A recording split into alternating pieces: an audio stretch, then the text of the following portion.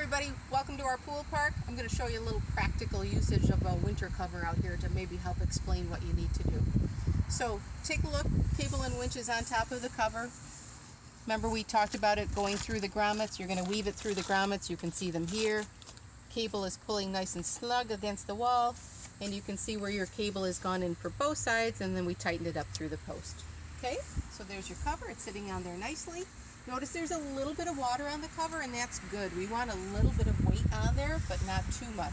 You don't want too much water pushing down on the cover and displacing the water from underneath, because you might put undue pressure on the cover and then on the walls themselves. So, good thing to have a cover pump on hand. You do want to pump some of the water off the cover from time to time. So, have a little cover pump sitting by.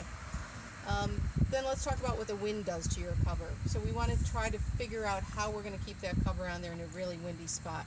You can do a couple of things, especially on the westward side where you're going to get the most wind.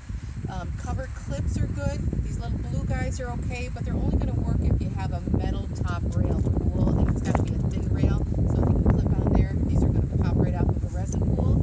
This is a nice double set that you can use. So you're actually going to do this in two parts. This is going to clip underneath, and then you're going to put the cover over the top and then put that second part on there. I love this stretch wrap as well. This is just kind of like a saran wrap. If you have a deck on the pool, this is pretty hard to attach. So with a deck, you might have to look at some of those other clip options. But what you're going to do with this is just tie it to a portion of your cable, get a nice little knot in there, and then you're going to walk it around the pool and just literally stretch it around. Start as high up as you can go and then work your way down, but use the whole roll. You can use tent stakes, tie those to the ground, get those tent stakes all the way down to the ground, tie those down. Some people use, the empty jugs. You've all seen that before. You can use that method, but just make sure you don't have them like halfway. You don't want them banging against the pool wall, have them going all the way down to the ground.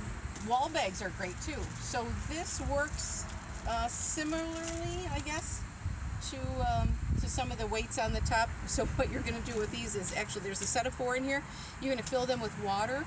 You're going to tie them to the cable here and then flip them over the top. So if you have an area that's super, super windy, you can combine them all in an area, or you can space them out equally, but that's going to add a little bit of water weight to the cover to keep that on there.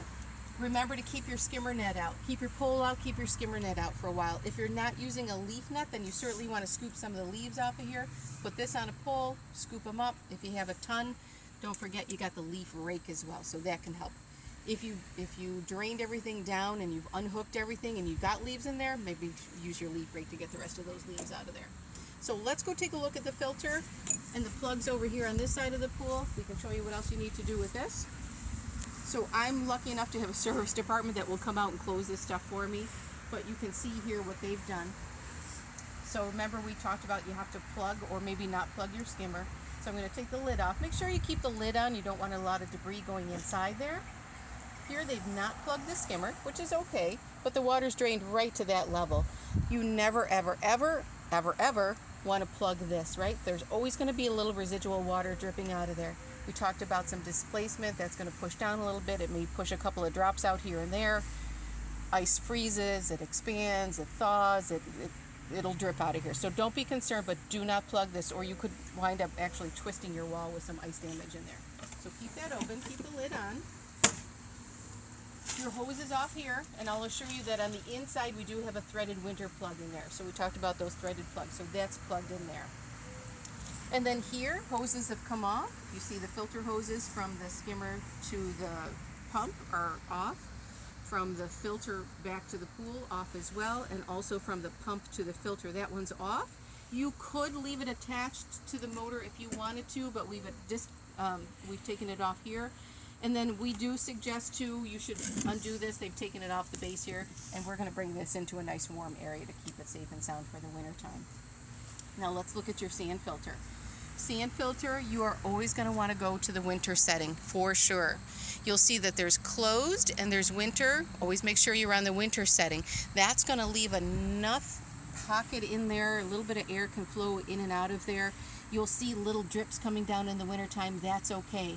If you completely seal it up when it's closed, sometimes there's a little water in there and it can expand and crack your tank. We certainly don't want that to happen. So make sure you're on the closed setting. Make sure it's in there nice and snug, okay? Backwash hose is off. You'll see over here, our sight glass is gone, pressure gauge is gone.